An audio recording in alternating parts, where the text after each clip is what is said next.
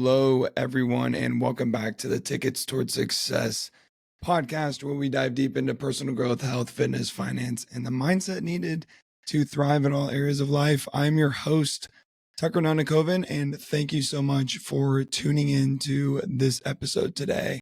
In today's episode, we're going to actually be discussing the mental side of fitness. Last week, we discussed how to build a workout routine from scratch for beginners or for intermediate people that have been working out for a period of time. And today we're going to talk about that mental side of fitness and how sometimes it's even a bigger part of your fitness journey than anything else. It's the biggest part, and it can actually make or break your fitness journey. So we're going to talk a little bit about that and what to expect in this episode. Expect why mindset is the foundation for all long-term fitness success.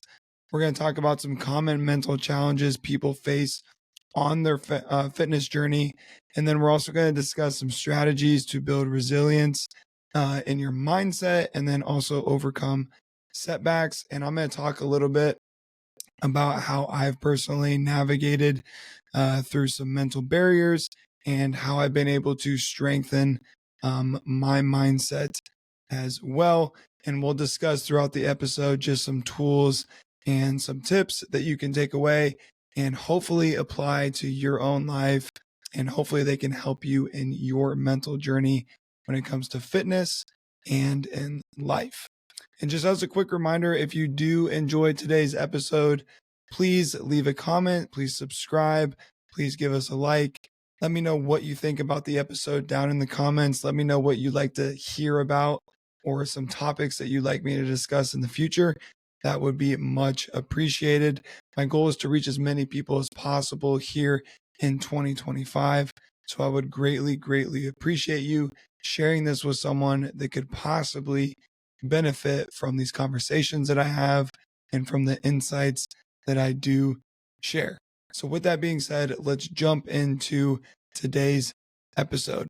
And let's start off with why mindset is the real foundational piece of fitness. Physical transformation starts in our minds.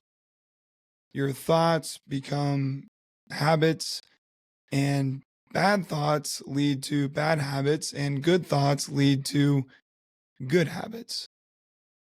But most importantly, though, while your thoughts can become your reality, right? Our thoughts can become our reality. It's only through your actions that your thoughts become your life. So until then, your thoughts are only your thoughts. Until you actually take action on those specific thoughts, whether that be good or bad, they're just thoughts. But when you do take action on those certain thoughts, good or bad, that's when they become real life. So we must take action in a healthy way, right? Because everybody has good and bad thoughts, but we have to understand how to push those bad thoughts away and take action on healthy life choices and on healthy thoughts. Now, there was some research from the Journal of Health Psychology, and it actually showed that individuals with a growth mindset are more likely to stay consistent in exercise habits. Now, what does that mean? I honestly have no clue. What is a growth mindset? In my opinion, everybody has a growth mindset. We just have to be able to find a way to bring it out of ourselves, and we have to be willing to bring it out of ourselves. A growth mindset, basically wanting to get better, having a feeling of not reaching your potential, that you aren't trying to reach your potential, that a feeling of just more, that you think and feel like you can accomplish more in your life, that you can do more than what you're currently doing. So people with those growth mindsets are more likely to can stay consistent, I would say, not only with just exercise habits, but also just with healthy habits in general. And we also need to think about how fitness isn't just a body game, it's a mindset game. It's not just about building up your body and getting stronger, getting leaner, losing body fat, weight loss. It's a mindset game. If you believe that you can actually change who you are or the way you look, you're more likely to push through any adversity that may come your way during your fitness journey. So you're going to be able to push through those hard days, those days that you don't want to do things. And mental discipline is always going to help us stay committed when it comes to motivation fading. And as we've discussed in the past, motivation always fades. It always fades. So mental discipline will help us stay committed. It builds a calloused mind. For those of you that are listening that know who David Goggins is, he came up with this. Well, I don't know if he came up with it, but he discusses callousing your mind to overcome any obstacle that may come your way. Basically meaning going through so much hard shit, putting yourself through so much hard shit that when anything or any type of adversity comes through your life, you're able to take it on full force. You're able to get through that adversity and come out on the other side. So building that mental discipline, building that callous mind is really going to help us with that commitment when motivation is no longer present in our thoughts, in our minds, and in our life. The truth is that our mind can take us farther than we think is possible. If we can learn to work with our mind, learn how our minds work, specifically to ourselves, not just the mind in general, we're going to be able to pick up on things when you have those bad days, and you're going to be able to help yourself actually push through those days that you don't want to do something when it comes to fitness or when it comes to anything in life. Maybe you don't want to go to work. Maybe you don't want to work on that side hustle.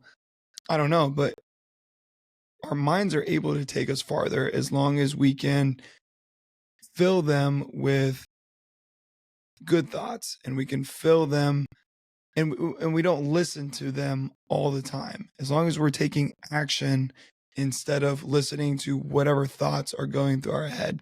And we're going to talk about that a lot today through today's episode, because it's a big part of, the concept of taking action instead of listening to your emotions and your thoughts.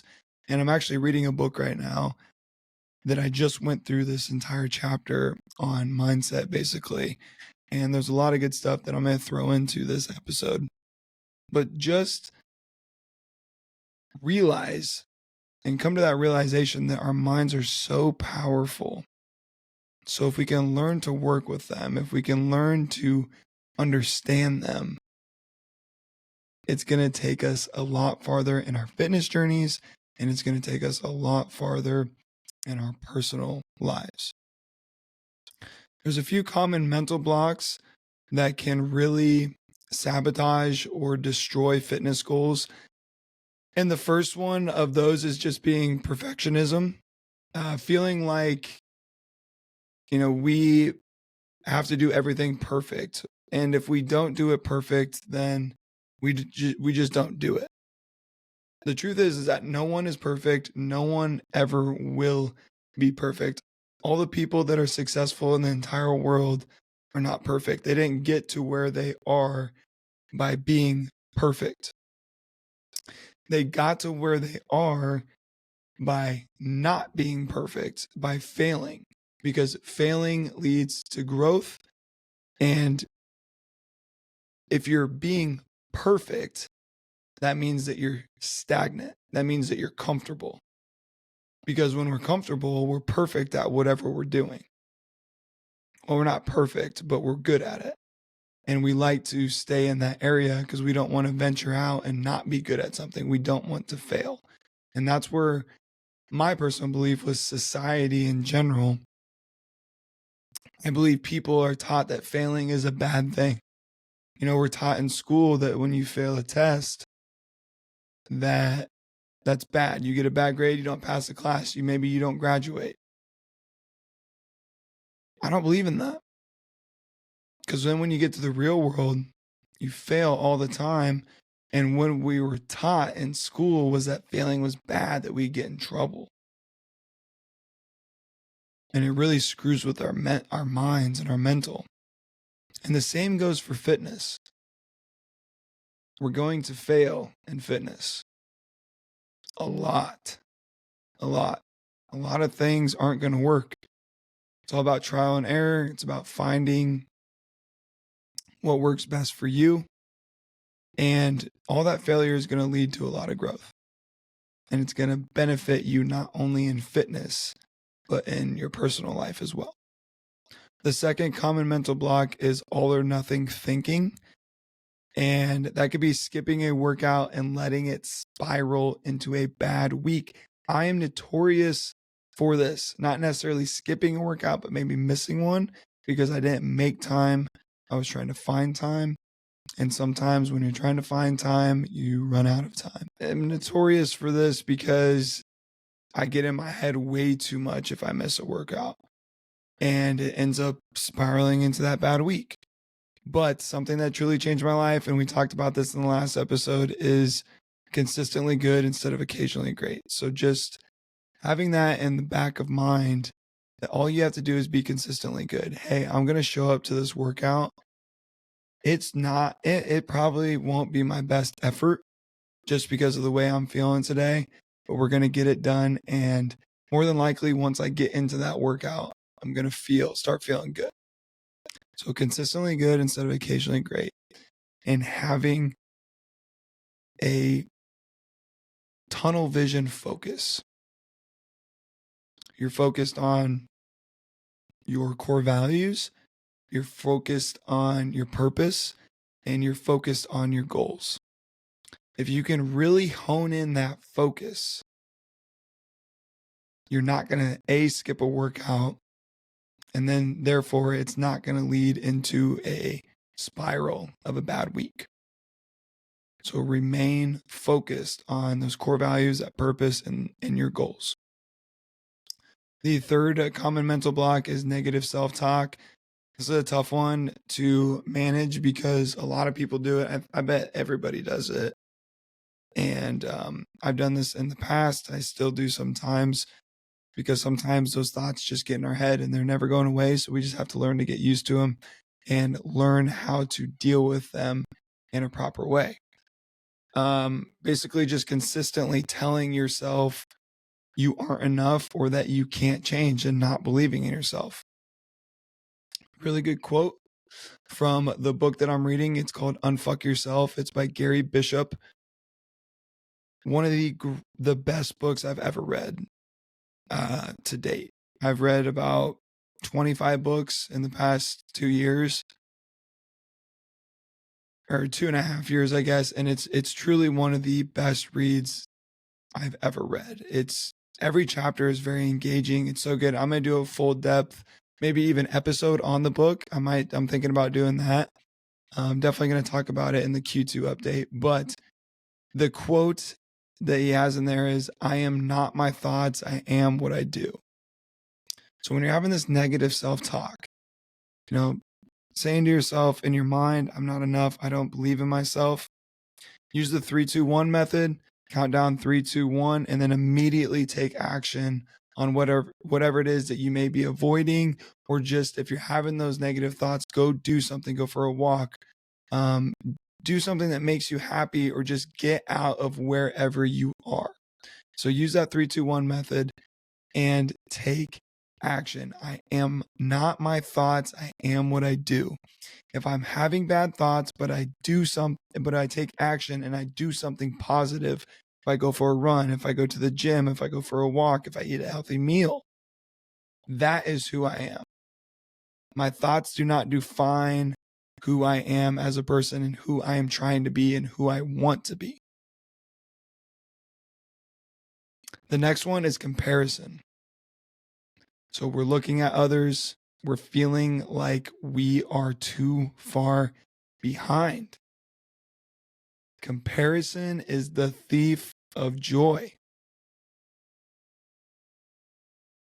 We cannot compare ourselves to other people, and the main reason why is because everybody is on their own journey. Everyone is on their own journey.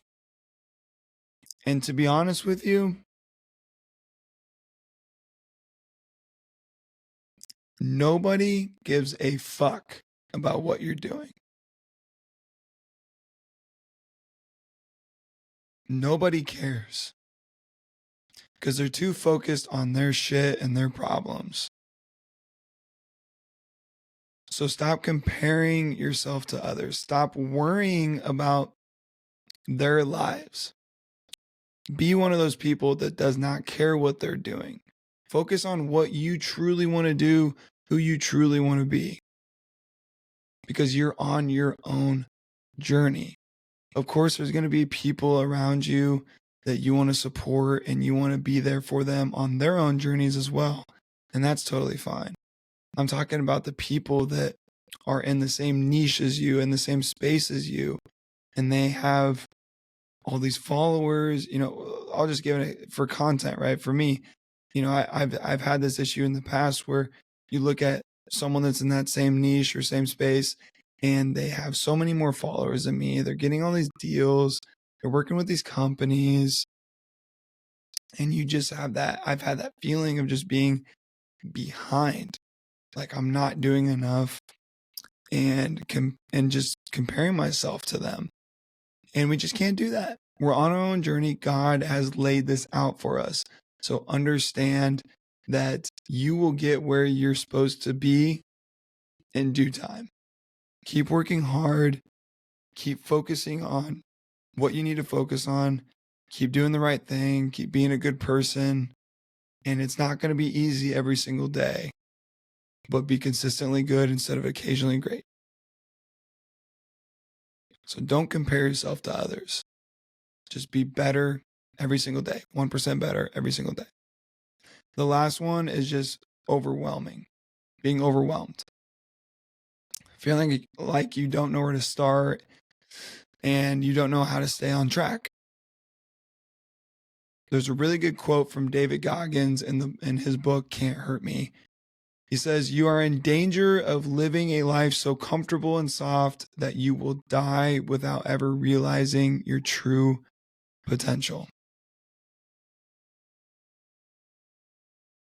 So just because you don't know where to start doesn't mean you shouldn't. I dealt with this for a very long time. Should I start a podcast? Should I do a YouTube channel? Should I just do short form content?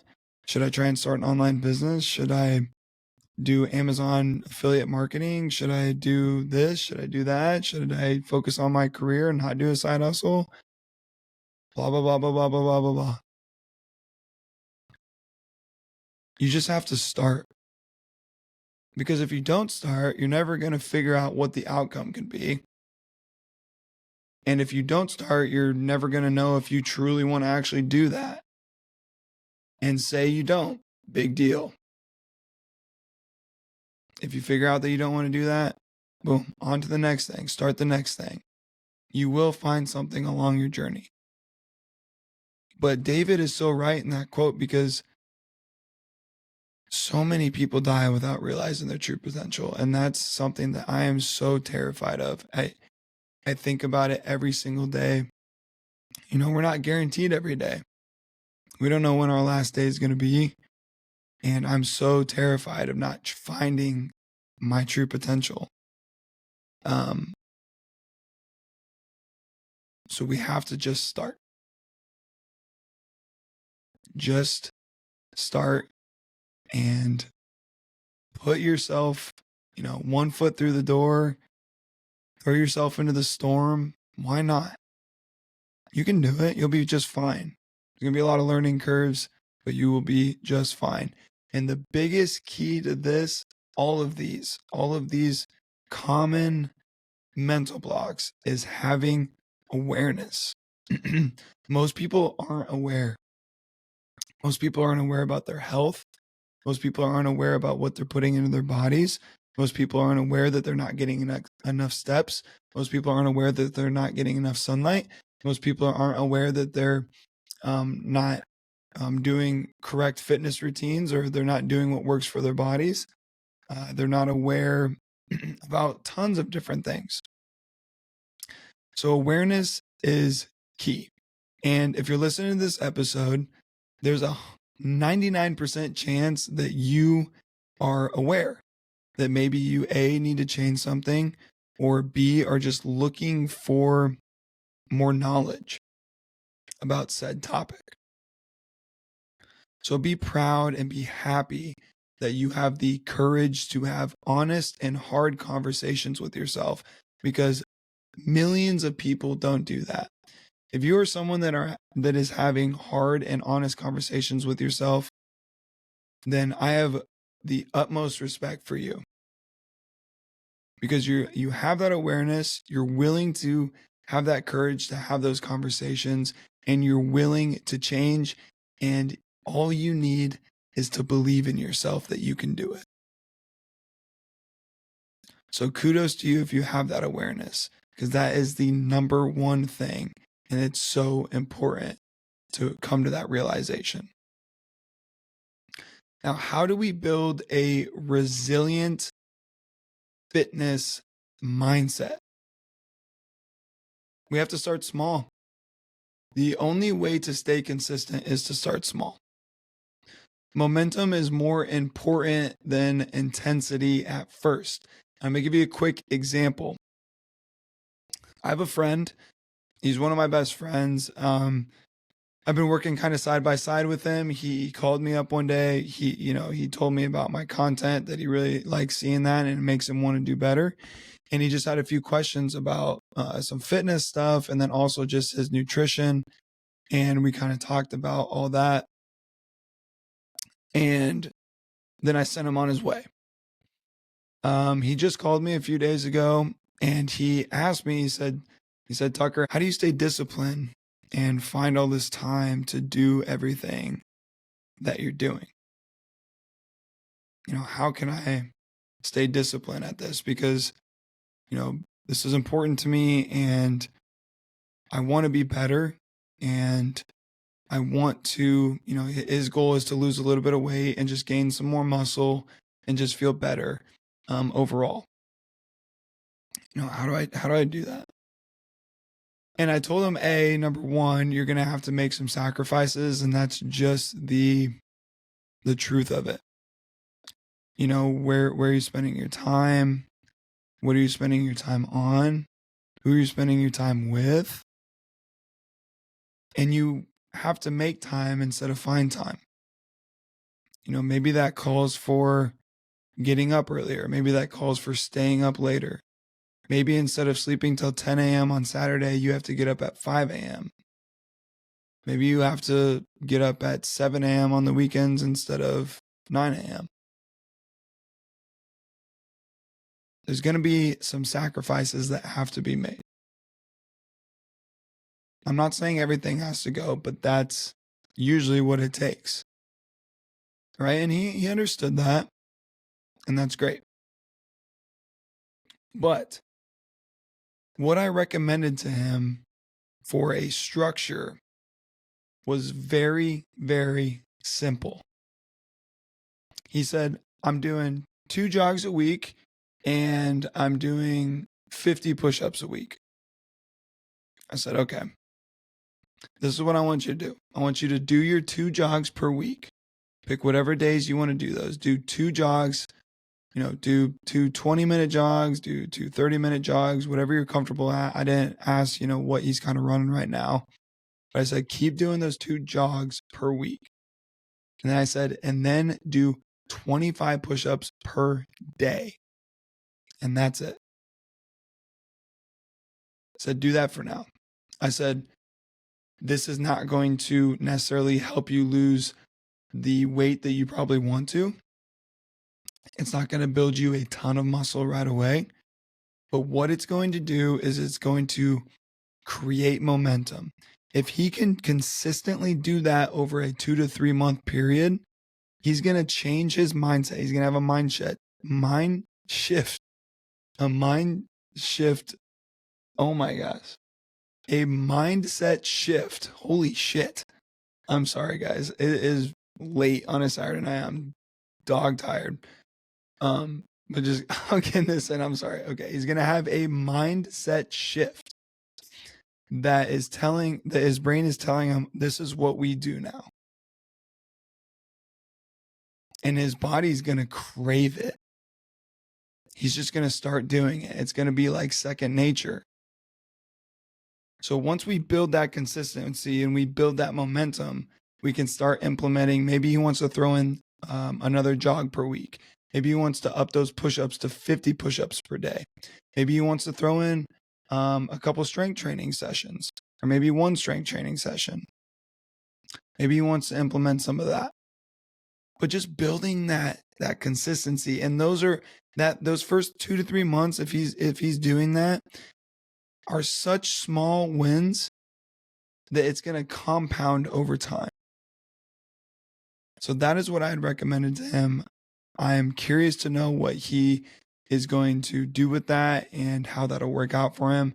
But I believe that if he stays consistent with that, he will build a ton of momentum, and it'll get ingrained into his mind, and he will want to keep doing that for maybe even forever, but for a longer period of time, at least. The second way to build a resilient fitness mindset is self-belief. You must believe that you can accomplish your goals, because if you don't, you never will. You have to stack those small wins, and that is going to give you not only confidence, but self-belief. You have to believe in yourself, because if you don't believe in yourself, no one else is going to believe in you. And when people see that you believe in yourself, that you can truly do something, they will start to follow along.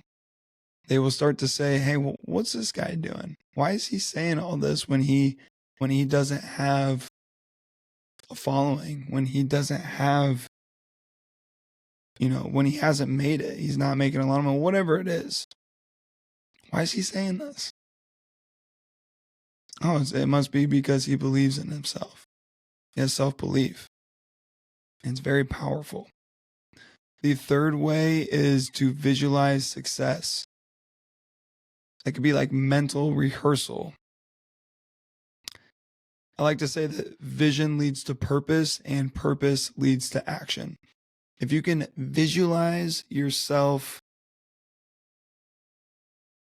doing something, if you can visualize yourself accomplishing something, that'll help give you a sense of purpose. Why? Why am I envisioning myself doing this? Why do I really want to accomplish this? And then you have to find that out. And the only way you find that out is through action and self-thought. The next way is you can journal your progress, just to see how far you've come. Write down your wins, write down your lessons, write down your failures, write down everything. What I like to do is I like to keep a journal right here. At the end of the day, I write 3 things that I'm grateful for, and then I do a journal entry about that day. And I'm very honest with myself. That's very important. You have to be honest with yourself and write down honest thoughts. This journal, you can share it with whoever you would like, but it can be completely private too.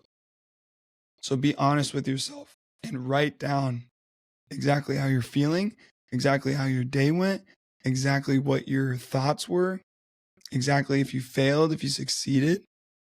Write down everything in truth. The last way is that you or we have to detach from motivation. We need to build routines that rely on discipline, not emotion. Acting off emotion is bullshit. It's never going to get you anywhere. It'll pick you up and it'll bring you down. It's a roller coaster. So don't rely on emotions to fuel you through your goals, to fuel you through finding your purpose. We have to stop relying on that feeling of motivation to all of a sudden kick in for a longer period of time. It never will. Like I said, it's that roller coaster. If we can build healthy habits that will help us create healthy routines. Therefore, we're building discipline routines, and our bodies will start to adapt and will start to need that routine, and it'll be able to sense when we're out of that routine. If you are someone that has been disciplined in the past, say you really were disciplined for a 6-month period, and then say you go on vacation and you kind of get out of your routine a little bit, you feel like shit. You feel off. You feel like a different person. So your body really starts to adapt to that. To be honest, and I don't want to get too deep into this tonight, but with me being so tired, it might get a little bit deep. I've managed a lot of the mental side of fitness. I've managed a lot of mental side in everyday life, just like so many of you that are listening have as well, and just like so many people have in general. There's been lots of times where I didn't feel like training, but I had to anyway. I had to change my mindset. One thing that always comes to mind is, and don't get me wrong, I've quit in a few workouts before in the past. And it affects not only the rest of your day, but following days, following weeks. Because I think that if you quit when it comes to your training, you will quit on yourself in life. Do not quit in your training. Don't quit on a run. Don't quit when it comes to strength training. Don't quit when it comes to, circuit work or HIIT workouts or cross training. Do not quit. No matter what. Do not quit. Running has also taught me a lot. Mental toughness, especially during those longer runs, as some of you may know. You really go deep into your mind. I don't run with headphones anymore because I like that sense of clarity. I like that sense of being in my own head and going through my thoughts and thinking about just my life in general. You go really far down into your mind and you really are able to find out who you are and who you want to be. And I'm really struggling with missing that right now because I'm not running. And I miss that sense of clarity from my runs. And there's no other way to find it that I've been able to find. Riding the bike is not even close to the same. There's nothing like finding that or just getting into that zone when you're running of where time is just goes by. It's taught me a lot. Those long distance runs, when you want to quit, you got to dig really deep into your mind. You got no motivation there. You got no one there with you, unless if you're running with a group. But if you're running by yourself, you have no one there with you. No one will know if you quit, but you will know. So running has taught me a lot about mental toughness. And I think it's one of the best things that you can do for mental toughness. Now, I've had a lot of injuries in my life, I guess. Not as many.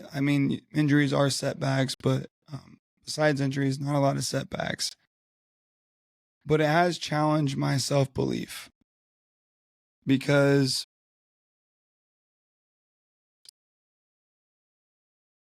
getting injured before going into a marathon or during a marathon prep,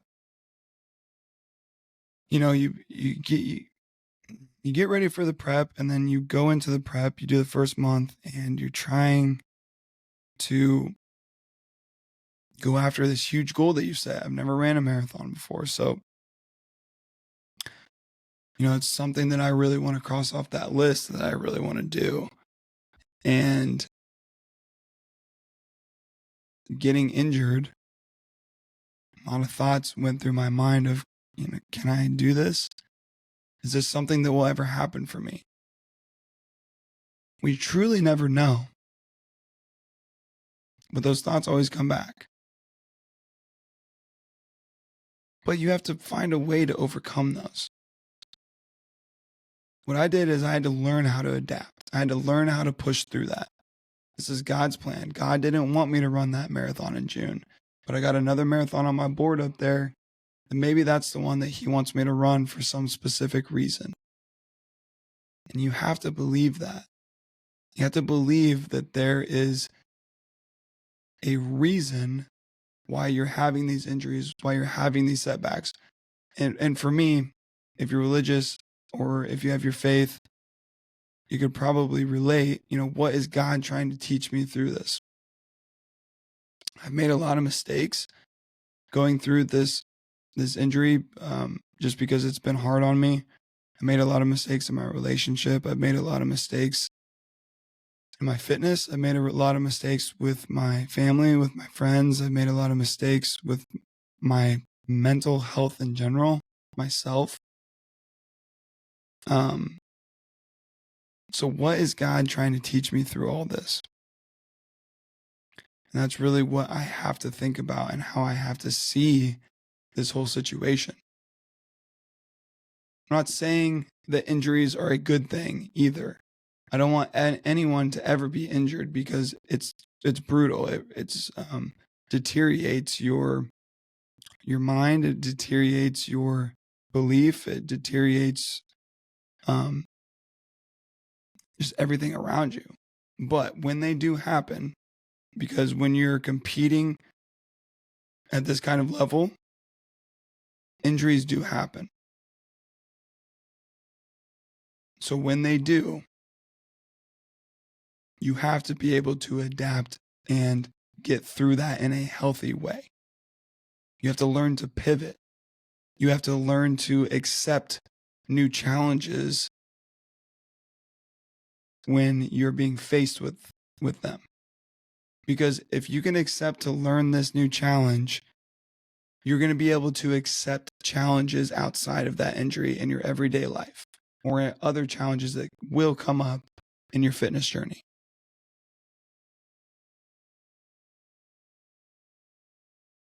Now, when have there been some moments I have doubted myself, and how did I bounce back?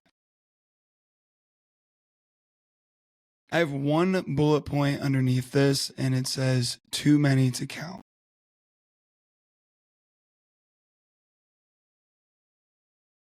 I doubt myself every week. Probably every 2 to 3 days, honestly. Not because I don't believe in myself, just because that is a part of this game. It's a part of life. Like I said earlier, everybody doubts themselves. And how do I bounce back from having those thoughts so often?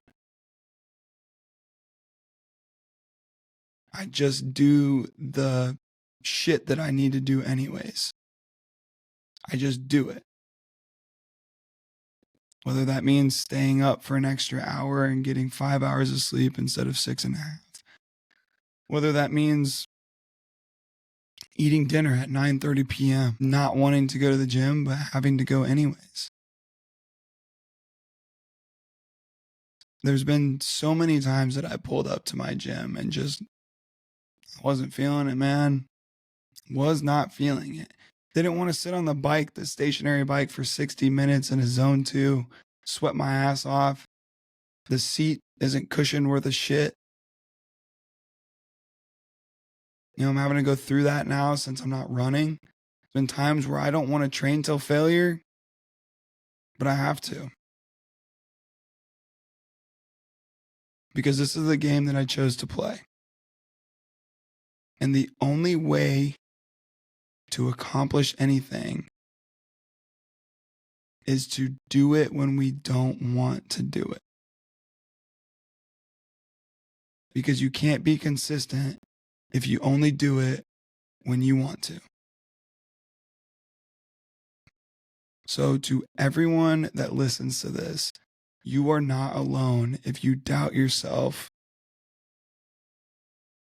These thoughts are normal, especially if you are trying to achieve something that's bigger than you, especially if you're trying to go after big goals.